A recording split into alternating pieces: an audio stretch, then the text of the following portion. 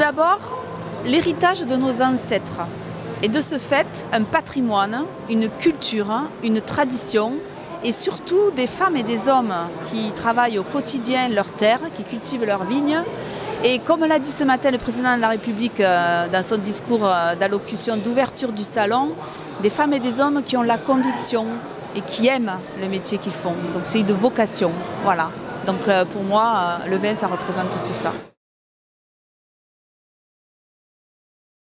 Je pense que c'est une excellente chose parce que je considère, et je ne suis pas la seule, que c'est celui qui produit le produit, en l'occurrence donc ici les viticulteurs, qui sont mieux à même de savoir qu'est-ce qu'il faut faire pour faire de la prévention.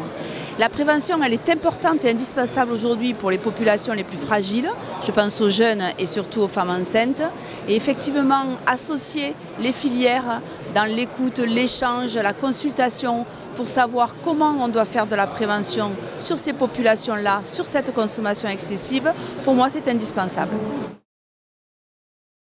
Ça c'est une grande question. Comment la transmettre effectivement? Parce que difficile d'aller sur la notion d'éducation, compliqué.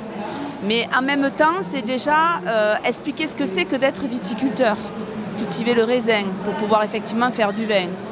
Et derrière, apprendre quand même comment on doit consommer, comment on doit déguster et faire une différence entre boire et déguster. Déjà ça c'est essentiel. Donc c'est une question quand même sur laquelle il est difficile de répondre.